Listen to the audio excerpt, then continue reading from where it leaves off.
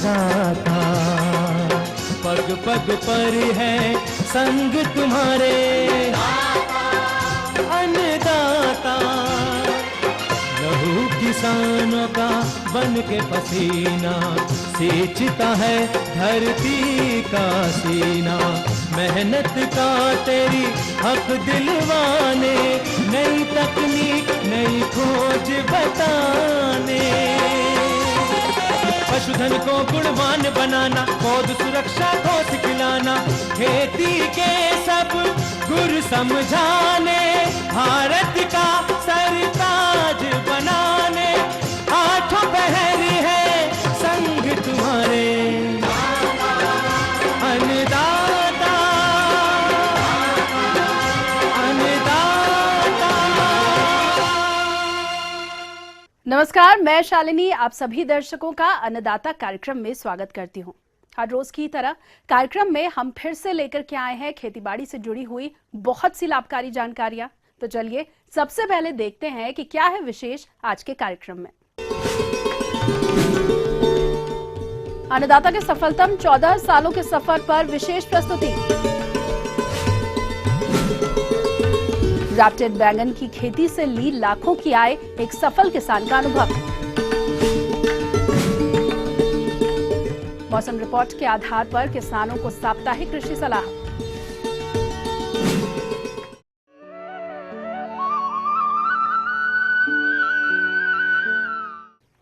आज ही के दिन यानी कि 28 जनवरी सन 2002 को ईटीवी प्रबंधन ने प्रदेश के किसानों को कृषि की आधुनिक और उन्नत तकनीकियों की जानकारी के लिए कृषि आधारित कार्यक्रम अन्नदाता को प्रतिदिन के कार्यक्रम में समाहित कर प्रसारण की शुरुआत की, जिससे कि किसान घर बैठे ही कृषि संबंधित जानकारियों से अवगत हो सकें और जिससे वो उन्नत तकनीक से खेती करके अपना विकास कर सकें।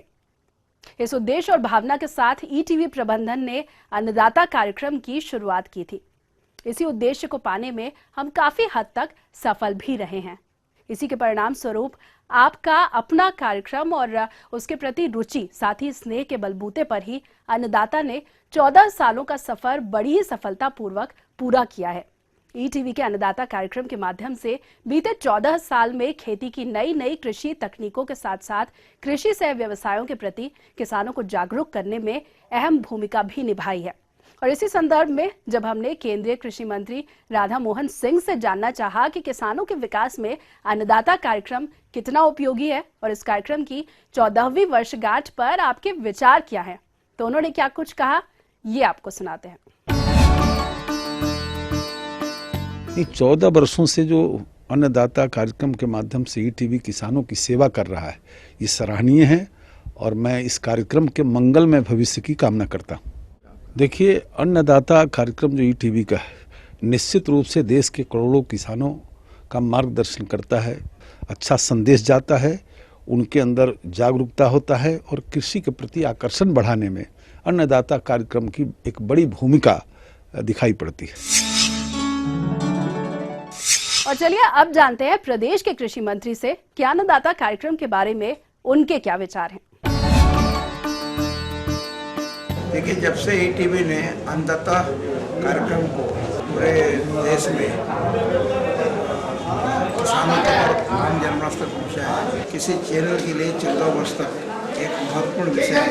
तो मैं समझता हूँ ईटीवी चैनल ने जो इस विषय को फोकस करके अपना प्रसारण किया है, उससे सुदूर वनांचल के क्षेत्र में जो हमारा आदिवासी बैठा है, हमारा किसान है, जिसको त्वरित जानकारी मिले उत्पादन से लेकर मार्केटिंग तक की। मैं इस अवसर पर एक लंबी यात्रा पूरी करने के लिए ईटीवी चैनल को बधाई देता हूँ।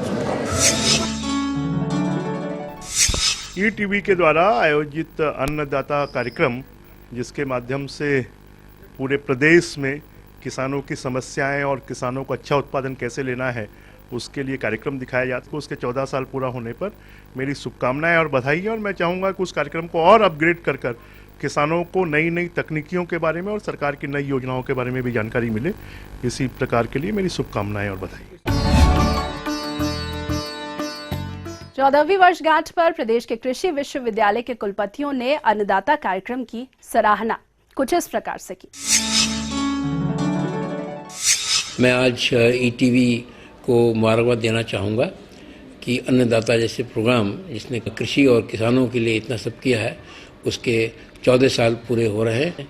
मैं आपको पुनः एक बार मुबारकबाद देता हूं और शुभकामनाएं देता हूं। ईटीवी के अन्नदाता कार्यक्रम जो है उसकी 14वीं वर्षगांठ पर जवाहरलाल नेहरू कृषि विश्वविद्यालय के सभी वैज्ञानिक और विद्यार्थी बहुत बहुत शुभकामनाएं देते हैं। एक सबसे अच्छी बात यह है कि ईटीवी के कार्यक्रम जो हैं प्रदेश के हर कोने में पहुंच रहे हैं, इसलिए जो दूर दराज के किसान हैं वो भी लाभान्वित हो रहे हैं। पहले तो बहुत शुभकामनाएं इस कार्यक्रम को तैयार करने वाले और जो ईटीवी है उसको बधाई कि एक ऐसा कार्यक्रम जो सीधे किसानों तक किसानी की बातें, तकनीकें और जानकारियां पहुंचा रहा है इतने लंबे समय से, उसके लिए मैं पूरी टीम को बहुत शुभकामनाएं और दर्शकों को बहुत बधाई देना चाहता हूं। अन्नदाता के सफलतम 14 वर्ष पूरे होने और किसानों की खेती में जागरूकता बढ़ाने तथा खेती की नई कृषि तकनीकों की जानकारी को पहुंचाने में अहम भूमिका निभाने के लिए प्रदेश के कृषि वैज्ञानिकों, कृषि अधिकारियों और प्रगतिशील किसानों ने शुभ संदेश और बधाइयां दी हैं। तो आइए सुनते हैं उनके बधाई संदेश को। और 14 साल हो गए अन्नदाता कार्यक्रम को, तो मैं ईटीवी को बहुत बहुत शुभकामनाएं देता हूं 14 साल इस कार्यक्रम के पूरे होने पे, और उम्मीद करता हूं आगे भी किसान भाइयों के लिए इसी प्रकार से कार्यक्रम में बहुत अच्छी जानकारियां आप उपलब्ध करवाएंगे, क्योंकि इस कार्यक्रम का भी बड़ा महत्वपूर्ण सहयोग रहा है। कृषि कर्मण अवार्ड भी मिला है, तो कहीं ना कहीं आपके कार्यक्रम की जानकारियों का भी हमको लाभ मिला है। ईटीवी चैनल द्वारा अन्नदाता कार्यक्रम के तहत हमारे किसान भाइयों के लिए, पशुपालकों के लिए ईटीवी चैनल्स अनवरत 14 वर्षों से प्रचार प्रसार कर रहा है। हमारी तरफ से ईटीवी चैनल्स को विशेष रूप से अन्नदाता कार्यक्रम प्रसारित करने के लिए शुभकामनाएं। ईटीवी के महत्वपूर्ण कार्यक्रम अन्नदाता कृषकों की सेवा में जो कार्य कर रहा है, उसकी सफलतापूर्वक 14 वर्ष पूर्ण करने पर मैं बहुत बहुत बधाई देता हूं। निश्चित रूप से अन्नदाता कार्यक्रम के माध्यम से ईटीवी जो प्रयास कर रहा है वो किसानों के हित में बहुत सराहनीय है। देश का ये पहला चैनल है जो किसानों के हित में प्रतिदिन किसान, जो सफल किसान हैं, उनकी सफलता की कहानियां किसानों तक पहुंचाने का काम करता है। टीवी अन्नदाता के 14 वर्ष पूर्ण होने पर मैं उसे बधाई देता हूं। अन्नदाता कार्यक्रम को हम बहुत हार्दिक बधाई देते हैं और निरंतर देखते हैं और देखते रहेंगे। इससे बहुत बड़ी जानकारी हमें मिल रही है। फसलों में हमारी में जो बीमारी आती थी, इसके कारण हमारी अपनी फसल बचा लेते हैं। इसको देखने से बहुत सीखने को मिला हमें और बहुत ही हमारी फसल अच्छी हो रही है। अब अन्नदाता जो कार्यक्रम है और रोज सुबह 6 साढ़े 6 बजे हम बैठ के देखते हैं इसको कार्यक्रम को। उससे पूरी फसल की बीमारी कौन सी लग रही है, कौन सा क्या समय पर देखना भालना है, इससे बड़ा अच्छा जानकारी मिलती है और इसको बहुत बधाई हो। ये चैनल जो है बहुत अच्छा चैनल है। ईटीवी में अन्नदाता प्रोग्राम आता है, इनसे हमें कृषि की उन्नत जानकारी मिलती है, जिससे उन्नत तरीके से हम खेती करते हैं। इसके साथ साथ इसका हेल्पलाइन नंबर है, इससे हमें कृषि के बारे में जो समस्या वगैरह आती है उससे हम कॉल करके उसकी समस्या का समाधान करते हैं। तो ये थी अन्नदाता की 14वीं वर्षगांठ पर भेजी गई शुभकामनाएं। ये इस बात को दर्शाती हैं कि अन्नदाता कार्यक्रम किसानों के साथ साथ प्रदेश और देश के विकास के लिए कितना लाभकारी है। इस सफलता का आधार किसान भाई, कृषि वैज्ञानिकों और कृषि में रुचि लेने वाले दर्शकों का रहा है। इस कार्यक्रम की प्रशंसा में आपके द्वारा निरंतर फोन कॉल और भेजे गए ईमेल ही हैं जो इस कार्यक्रम की सफलता को दर्शाते हैं। आपके इस अतुलनीय प्रेम और सहयोग के लिए हमारा अन्नदाता परिवार आपका काफी आभारी है। चलिए आगे जानते हैं अन्नदाता कार्यक्रम की प्रसारित करने के पीछे हमारी सोच क्या है।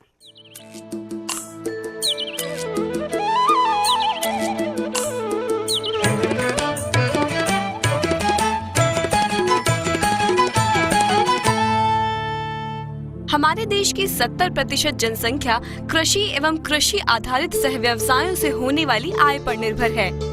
ऐसे में हम कृषि के क्षेत्र में विकास किए बिना प्रगति की राह पर कतई अग्रसर नहीं हो सकते। अतः इस हेतु हमारे देश का प्रबंध तंत्र विभिन्न कृषि शोध संस्थानों के माध्यम से कृषि में नई तकनीकियों को विकसित करने के लिए प्रयासरत रहता है। परंतु विकसित की गई ये तकनीकियाँ देश में ज्यादा से ज्यादा प्रक्षेत्र पर किसानों द्वारा अपनाई जाएं, तभी हम वास्तविक सफलता को प्राप्त कर सकते हैं। और इस हेतु सबसे बड़ी आवश्यकता एक सुदृढ़ प्रसार तंत्र की है। और आज के समय में सुदृढ़ प्रसार तंत्र है इलेक्ट्रॉनिक मीडिया, जिसके महत्व एवं लाभों को गहराई से समझा ईटीवी प्रबंधन तंत्र ने। फलस्वरूप कृषि क्षेत्र में विकसित अत्याधुनिक तकनीकों के प्रसार के लिए आज के ही दिन यानी 28 जनवरी 2002 को ईटीवी ने आपके अपने लोकप्रिय प्रोग्राम अन्नदाता को आपके टीवी स्क्रीन पर पहुंचाया। तब से लेकर आज तक यह कार्यक्रम प्रतिदिन अनवरत रहा है। यह कार्यक्रम पूरी तरह से प्रदेश के किसानों के लिए कृषि एवं कृषि आधारित सह व्यवसाय लाभकारी हो, इस हेतु कम जोखिम, कम लागत और अधिक उत्पादन के साथ साथ पर्यावरण मित्रवत सिद्धांत पर आधारित रहा है। जिस भावना के साथ ईटीवी प्रबंधन ने इस कार्यक्रम की आधारशिला रखी थी, उसमें यह पूर्ण रूप से सफल रहा है। फलस्वरूप अन्नदाता कार्यक्रम की हर स्तर पर प्रशंसा हुई, जिसके चलते अन्नदाता कार्यक्रम को देश एवं प्रदेश स्तर पर पुरस्कारों से नवाजा गया।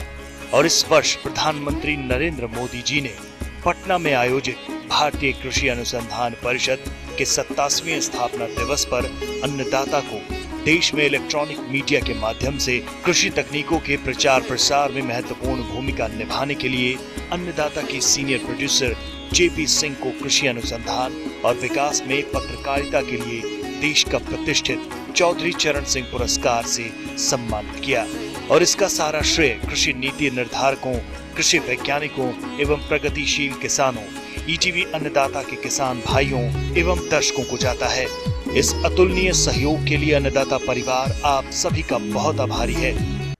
इस वर्षगांठ के माध्यम से आइए जानते हैं कि अन्नदाता किसके लिए और क्या है, और पिछले वर्ष अपने प्रदेश की कृषि में उन्नति में कैसे सहायक रहा है। चलिए डालते हैं एक नजर।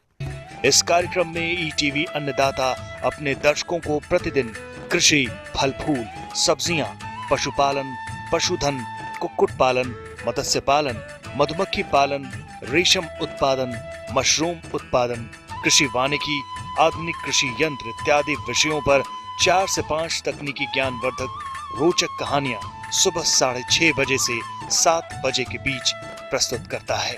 इसके अतिरिक्त मौसम आधारित साप्ताहिक कृषि परामर्श, प्रतिदिन बाजार भाव, इसके अलावा कृषि एवं सह व्यवसाय अपनाए किसानों के सामने आ रही समस्याओं के समाधान हेतु निःशुल्क हेल्पलाइंस, जिसका उद्देश्य ये है कि खेती न केवल कम लागत में हो, बल्कि उपलब्ध प्राकृतिक संसाधनों का क्षमतापूर्ण ढंग से उपयोग हो और उत्पादन के अधिकतम आंकड़ों को छुआ जा सके।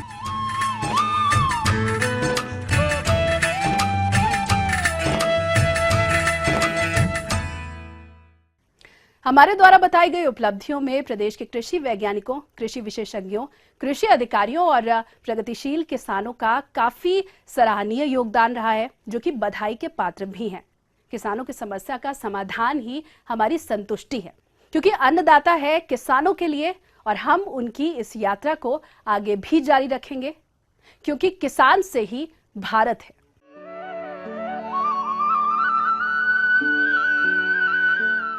तो ये थी कुछ उपयोगी जानकारियां। अब लेंगे एक छोटा सा ब्रेक, जल्द हाजिर होंगे।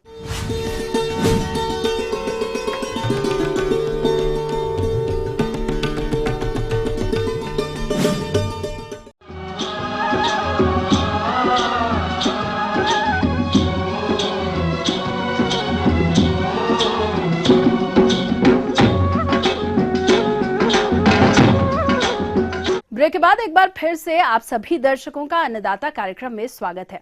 चलिए बढ़ते हैं अगली प्रस्तुति की ओर।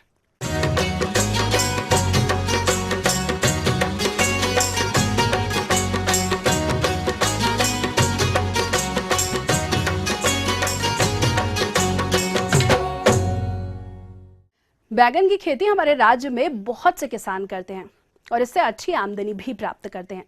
लेकिन अभी हाल ही में विकसित इसकी नई विकसित ग्राफ्टेड किस्मों की खेती करके कुछ प्रगतिशील किसान इससे अधिक लाभ प्राप्त कर रहे हैं। इन्हीं किसानों में से ग्राम चंडीगढ़, जिला रायपुर के प्रगतिशील किसान मुकेश कुमार खोड़ियार हैं, जो कि ग्राफ्टेड बैंगन की खेती करके अच्छा लाभ प्राप्त कर रहे हैं। तो आइए मिलते हैं उन्हीं से। नमस्कार किसान भाइयों, मैं मुकेश कुमार खोड़ियार और ग्राम चंडीगढ़ में यहाँ पे हम खेती कर रहे हैं। और आज अपन जो भाटा के खेत है इसमें अपन देख रहे होंगे कि यहाँ पर अपन ग्राफ्टेड भाटा लगाए हैं। ग्राफ्टेड भाटा ये है F1 से भी एक क्वालिटी अच्छी, जैसे बोला जा सकता है कलम करके तैयार किया गया भाटा के तरह है।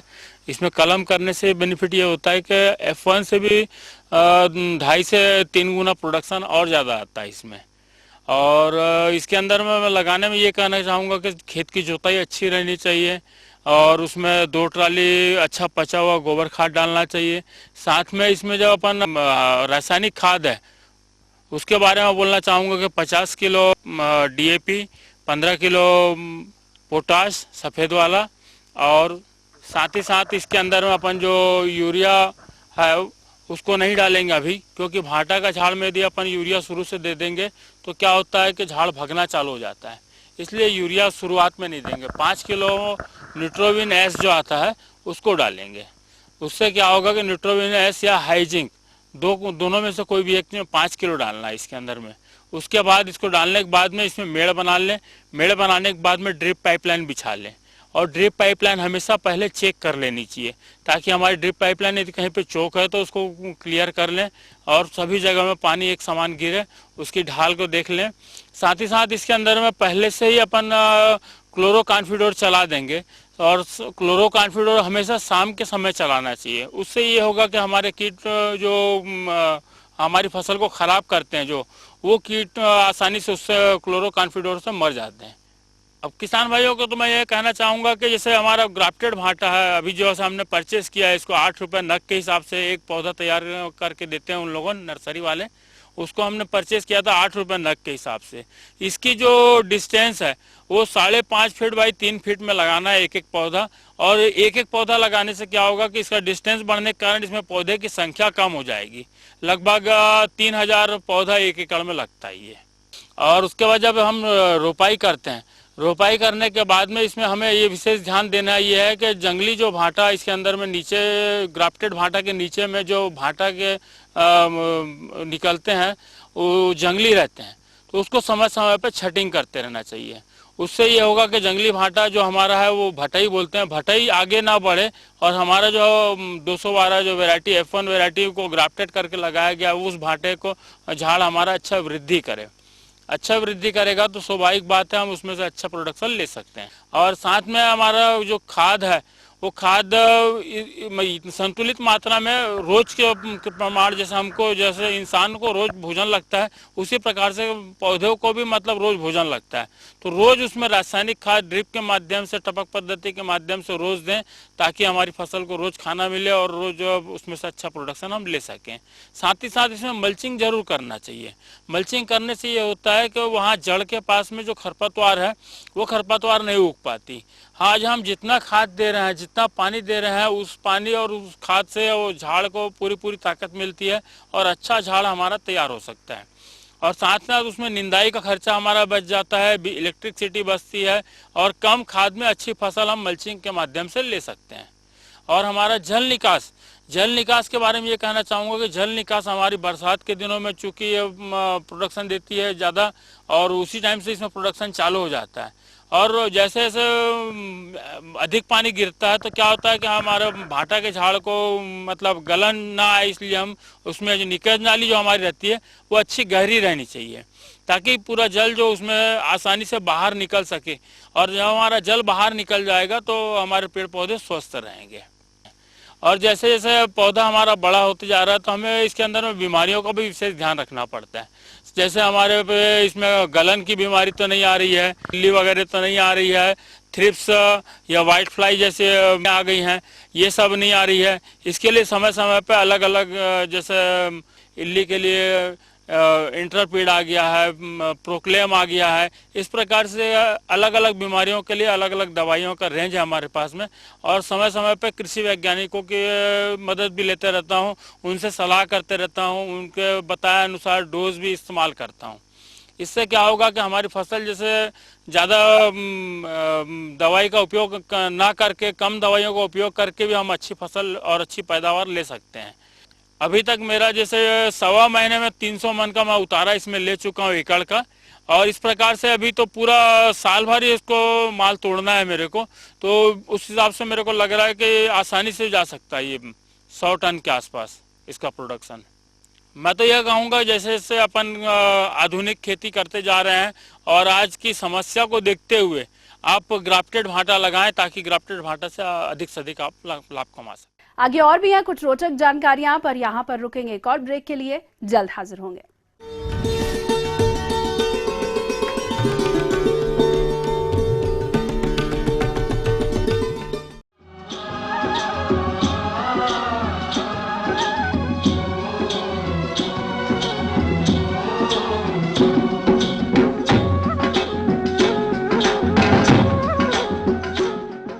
ब्रेक के बाद आप सभी दर्शकों का एक बार फिर से स्वागत है, और चलिए अब रुख करते हैं अगली कड़ी की ओर।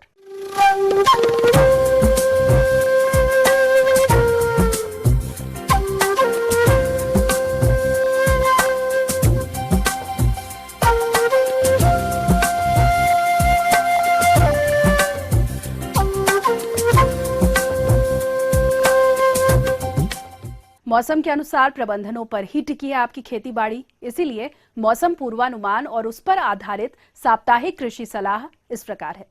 भारत मौसम विज्ञान विभाग, ग्रामीण कृषि मौसम सेवा, जवाहरलाल नेहरू कृषि विश्वविद्यालय जबलपुर, राजमाता कृषि विश्वविद्यालय ग्वालियर एवं इंदिरा गांधी कृषि विश्वविद्यालय रायपुर द्वारा भेजे गए मौसम पूर्वानुमान के आधार पर किसान भाइयों को सलाह दी जाती है कि प्रदेश के जिन किसान भाइयों की गेहूं की फसल इस समय पुष्पन अवस्था पर है, उसमें फसल की आवश्यकता अनुसार सिंचाई करें।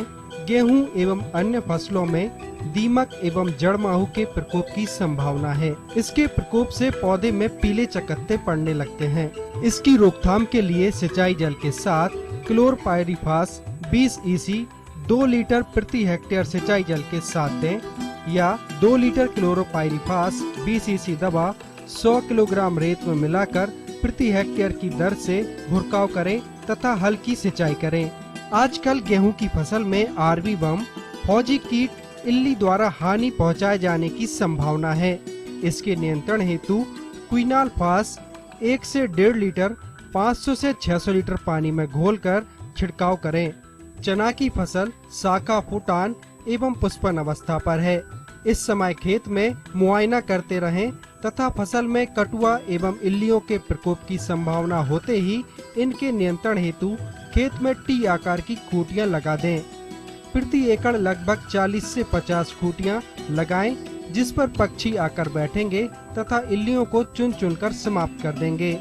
यदि कीट का प्रकोप आर्थिक क्षति स्तर से अधिक होता है तो कटबाम इल्ली के नियंत्रण हेतु शाम के समय 4-10G का भुरकाव करें।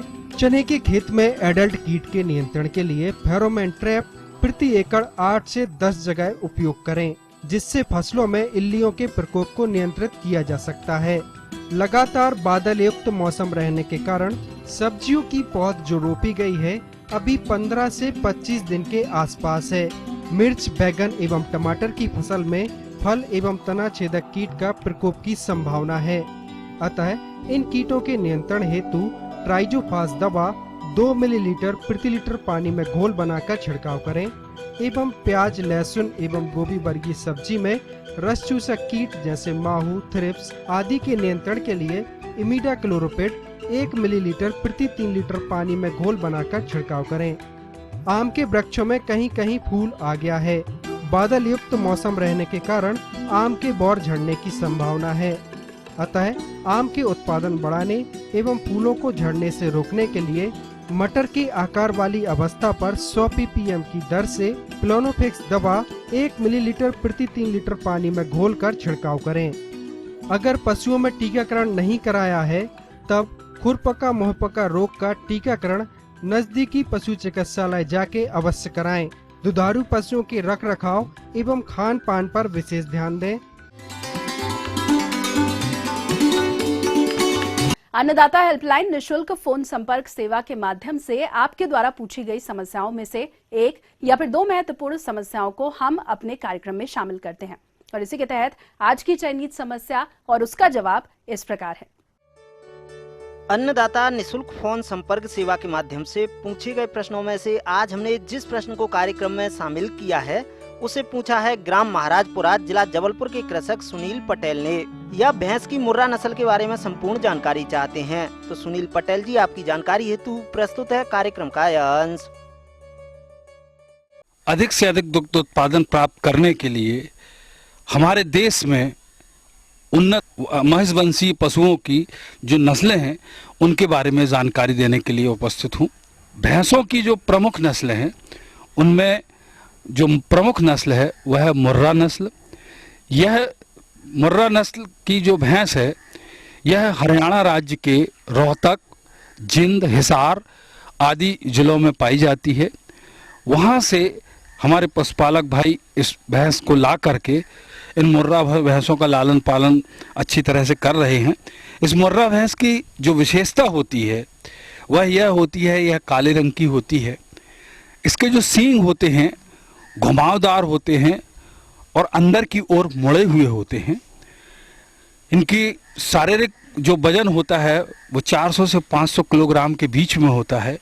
आयन पूर्णतः विकसित होते हैं, चारों थन समान होते हैं और इनका जो दुग्ध उत्पादन है वह 5 लीटर से 7.5 लीटर प्रतिदिन के हिसाब से आंका गया है।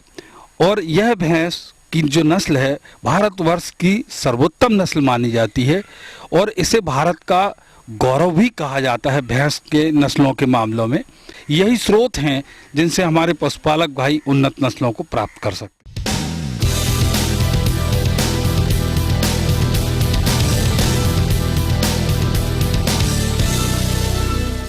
राज्य के विभिन्न मंडियों में कृषि उत्पादों के चढ़ते उतरते बाजार भाव की संक्षिप्त जानकारी इस प्रकार है।